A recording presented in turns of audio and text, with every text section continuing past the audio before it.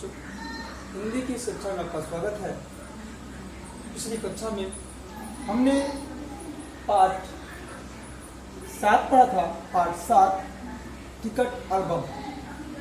बस पाठ से हमने सीखा कि कभी भी हमें दूसरे की वस्तुओं को देख करके जलना नहीं चाहिए, बल्कि हमें उससे और अच्छा करने का प्रयास करना चाहिए।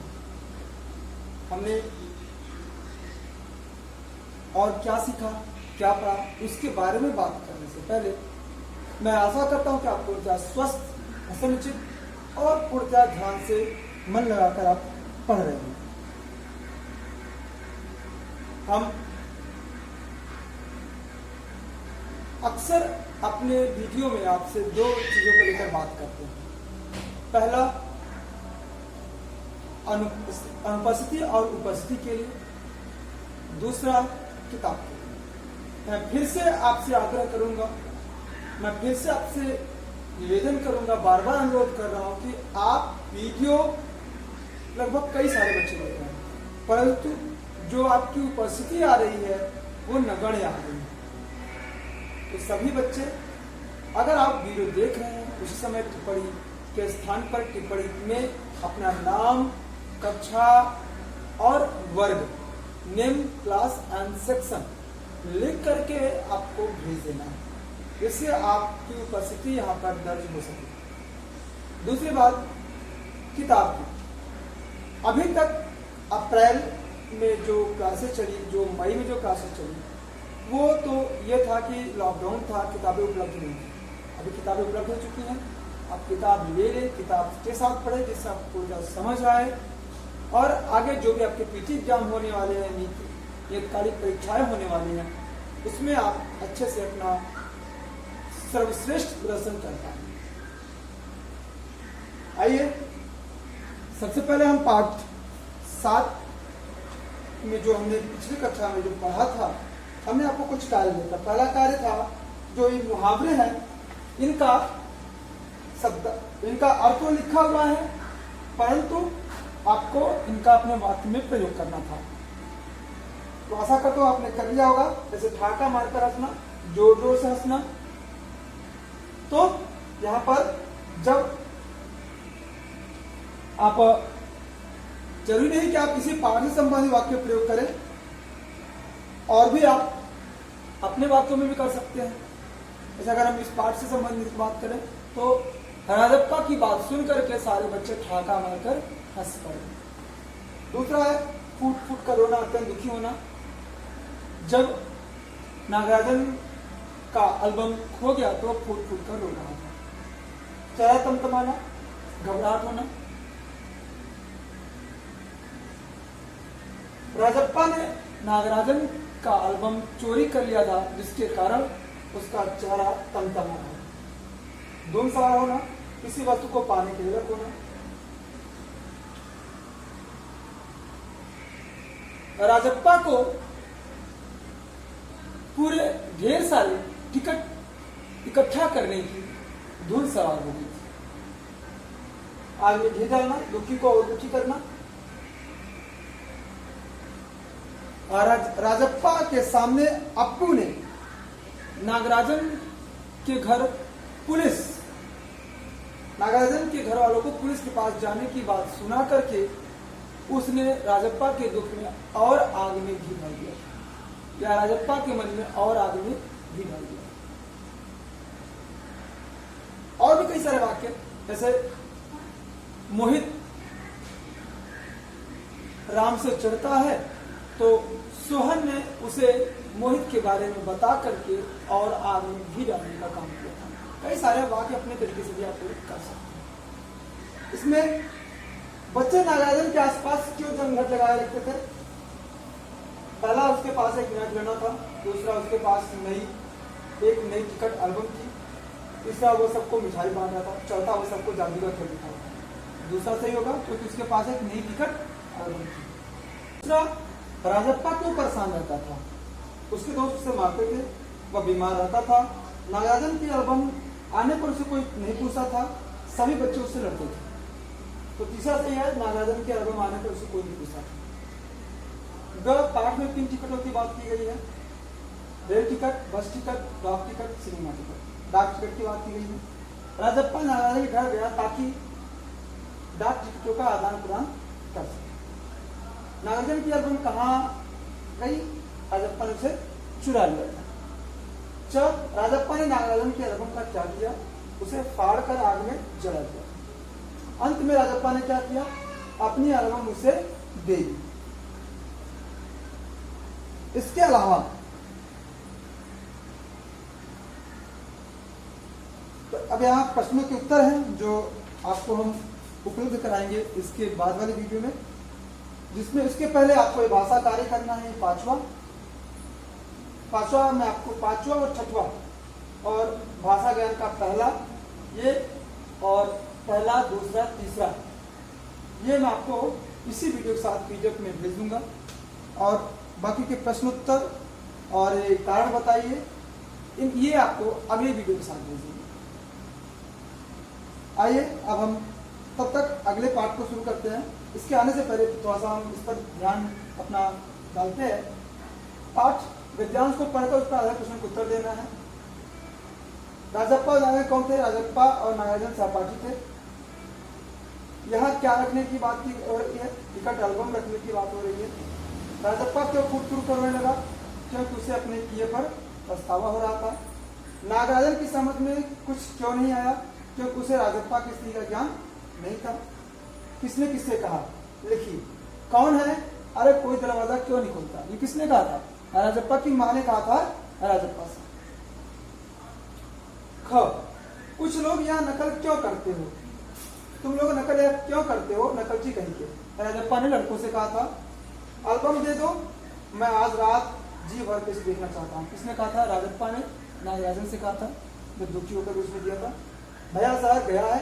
अरे हाँ, तुमने भैया का देखा? ये नागराजन की बहन कामाक्षी ने राजप्पा से कहा था। कामाक्षी ने राजप्पा से कहा, सुना तुमने?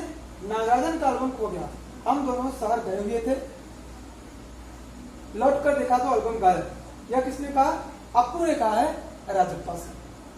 और यहाँ पे विराम चिन्ह लगाने हैं जो हमने लगा के इसमें आपको भेज दे रहा हूँ। यहाँ पे आपको किसानों की पूर्ति में समुचे बोधक सब भरने हैं। सरपंच के लड़के ने उसके एल्बम को 25 रुपए में खरीदना चाहा, पर राजप्पा नहीं माना। सब चुप रहे, परंतु कृष्ण से नहीं रहा गया। एल्बम को झट कमीज के नीचे खोस लिया और दराज बंद कर दिया। राजप्पा को समझ से देर नहीं लगी कि अब सब उस पर शक करने लगे हैं। उसने सोने की कोशिश की, परंतु नींद नहीं आई। राजप्पा ने तकिए के नीचे से एल्बम उठाया और ऊपर भागा। घमंड का विषय घमंडी, लड़की का बहुवचन लड़कियां, अपमान में प्रयुक्त उपसर्ग अप और विशालु में प्रयुक्त प्रत्यय आलू। यह है इस पाठ का। अब आगे हम पाठ 8 आदमी को कितनी जमीन चाहिए, यह पाठ हम ध्यान देते हैं। उस पाठ को शुरू करने से पहले पाठ 8 आदमी को कितनी जमीन चाहिए शुरू करने से पहले हम शब्दार्थ पर ध्यान देते हैं। शब्दार्थ है प्रशंसा, प्रशंसा माने तारीफ या बड़ाई, घाटा, घाटा माने नुकसान, वातावरण माने परिस्थिति, अतिरिक्त माने होता है अलावा, रूबल माने होता है रूस देश की मुद्रा। जैसे हमारे देश की मुद्रा क्या है? रुपया, वैसे रूबल रूस देश की मुद्रा है। संतुष्ट, संतुष्ट माने होता है संतोष से पूर्ण। बीघा, बीघा माने आप जानते ही होंगे हमारे गांव में अगर हम जमीन की बात करें, जमीन के टुकड़े की बात करें तो उसे हम किस में मापते हैं? कि इकाई है, पैमाना है बीघा। बीघा हम कुछ 1 एकड़ का 4/8वां भाग, सॉरी समझ आता है 5/8वां भाग, ये होगा 5/8वां भाग। आपके हिंदी में, आपकी पुस्तक में ये हिंदी में लिखा हुआ है, हमने इसे इंग्लिश में लिखा हुआ है, तो आप उसे देख लेंगे। 5/8वां भाग चारा। चारा माने होता है भोजन, लेकिन क्या हम अपने भोजन को भी चारा कहेंगे? नहीं। चारा माने होता है भोजन, लेकिन इसका पशु का। जप, जप माने होता है किसी वस्तु या संपत्ति का हरण। डग माने होता है कदम। मूर्छित माने होता है बेहोश। ये था इस पाठ का शब्दार्थ। आइए हम पाठ को शुरू करते हैं। पाठ को शुरू करने से पहले जानते हैं कि ये कहानी धन लोलुपता को, धन की लालच को दिखाता है। हमें लालच नहीं करना चाहिए। लालच करने पर क्या परिणाम होता है ये आप जानते हैं, और इस कहानी को पढ़ने के बाद अंत में भी आप जान जाएंगे कि लालच करने का क्या फल मिलता है। इसके बाद यह कहानी जो है वो लियो टॉलस्टॉय, हालांकि इसमें लियो टॉलस्टॉय लिखा है, तो चूंकि रूसी शब्द है तो टॉलस्टॉय को टॉलस्टॉय भी पढ़ते हैं हिंदी में। लियो टॉलस्टॉय जो ये एक रूसी लेखक हैं, इनसे महात्मा गांधी भी काफी प्रभावित थे। इनकी रचनाओं से, इनकी कृतियों से काफी प्रभावित थे। कौन? महात्मा गांधी। आइए इस कहानी को हम प्रारंभ करते हैं। एक गांव में प्रस्तुत कथा धन लोलुपता की ओर इंगित करती है। कथा के नायक पारबोन की ज्यादा से ज्यादा जमीन पाने की लालसा इस चरम सीमा तक पहुंच जाती है कि जहां पहुंचते पहुंचते वह अपने प्राणों से हाथ धो बैठता है। ज्यादा जमीन का लालच अंततः 3 गज जमीन में दफन होकर रह जाता है। ये पारबोन के साथ होता है कि वो अपने जमीन के लालच में अपने प्राण तक गंवा देता है और अंततः वो 3 गज जमीन में रह जाता है। तो यहाँ पर हमें ये सीख मिलती है, आज हम पढ़ेंगे और ज़्यादा अच्छे समझ पाएंगे। हमें धन का, किसी भी वस्तु का, किसी भी, हमें लालच करना ही नहीं चाहिए। आइए हम कहानी को शुरू करते हैं। एक गांव में पारबोम नाम का एक किसान रहता था। कौन रहता था? पारबोम नाम का। पारबोम नाम का किसान रहता था। एक दिन उसकी पत्नी की बड़ी बहन उसके घर आई। किसकी बड़ी बहन? उसके पत्नी की बड़ी बहन। वह शहर में रहती थी। उसका पति व्यापारी था। उसका पति क्या था? व्यापारी था। पारबोन क्या था? किसान था। और पारबोन की पत्नी के बहन का पति क्या था? व्यापारी था। उसने पारबोन की पत्नी से अपने शहरी जीवन की प्रशंसा करते हुए बताया कि वह शहर में अपने पति और बच्चों के साथ अक्सर घूमने तथा स्केटिंग करने जाती है। स्केटिंग तो आप जानते होंगे। वह पारबोन की जो पत्नी की बड़ी बहन है, वो कहती है अपने जीवन की प्रशंसा, अपने शहरी जीवन की प्रशंसा करते हुए कहती है कि वो अपने पति और बच्चों के साथ शहर में अक्सर घूमने जाती है तथा स्केटिंग करने जाती है। पारबोन की पत्नी को शहर की प्रशंसा अच्छी नहीं लगी। ये एक मानव स्वभाव है कि जब कोई हमारे सामने अपनी बड़ाई करने लगता है तो हमसे भी रहा नहीं जाता। ये मानव स्वभाव है। हमें भी अपनी प्रशंसा में कुछ कसीदे करने का प्रयास करने लगते हैं। तो वही यहाँ पे पारबोन की पत्नी के साथ होता है। पारबोन की पत्नी को शहर की प्रशंसा अच्छी नहीं लगी। उसने भी अपने गांव के जीवन की प्रशंसा करते हुए कहा, हमारा जीवन तुम लोगों के जीवन से कहीं अच्छा है। तुम लोगों के पास बहुत साधन है, परंतु तुम बहुत बुरी स्थिति में फंस सकते हो। अब पारबोन की पत्नी ने उसे नीचा दिखाने का प्रयास किया कि हमारे गांव का जीवन तुम लोगों के जीवन से कहीं अच्छा है, बहुत अच्छा है। तुम लोगों के पास बहुत सा धन है, परंतु तुम बहुत बुरी स्थिति में फंस सकते हो। व्यापार का कोई ठिकाना नहीं है, कब घाटा हो जाए। परंतु हम लोगों के साथ ऐसी बात नहीं है। हम किसान बहुत धनी तो नहीं है, लेकिन जरूरत की चीजों की कमी भी नहीं पड़ती।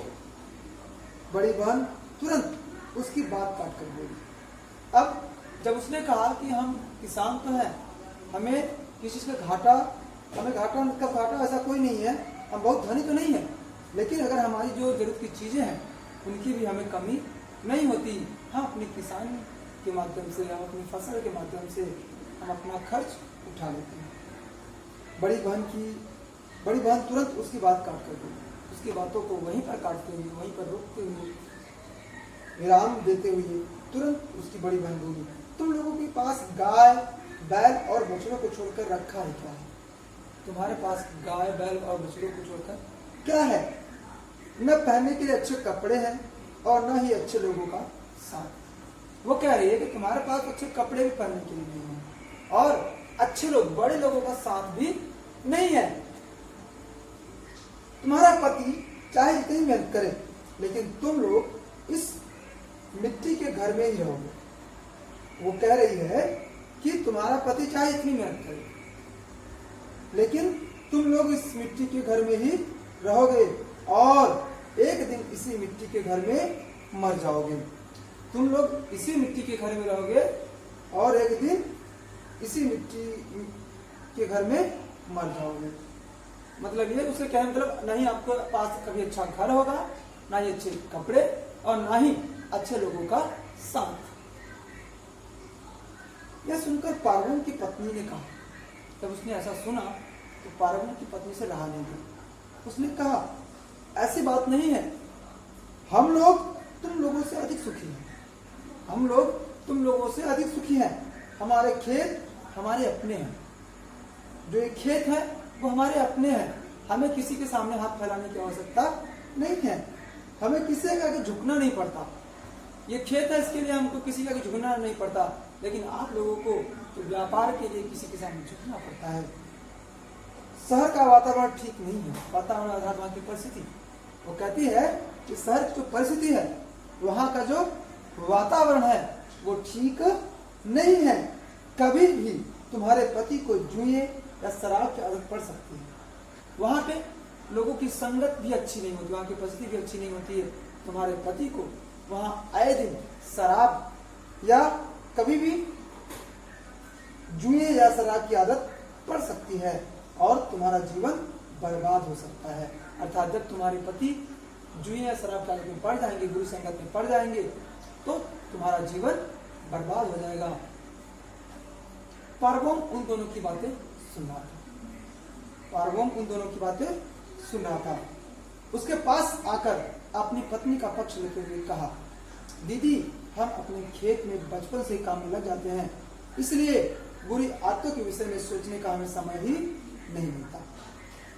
पार्वोम ने कहा कि दीदी, हम बचपन से ही अपने खेती किसानी में अपने काम में लग जाते हैं, इसलिए हमें बुरी आदतों के विषय में सोचने का समय नहीं मिलता है। इस वीडियो में बस इतना ही। अगले वीडियो में, अगली कक्षा में फिर हम आपसे मिलेंगे। तब तक के लिए आपके लिए गृह कार्य होगा कि जो शब्दार्थ है उसे उत्तर पुस्तिका में लिखकर याद करना है। पाठ को पढ़कर उसका सारांश लिखना है। अगले वीडियो में मिलते हैं, तब तक के लिए धन्यवाद।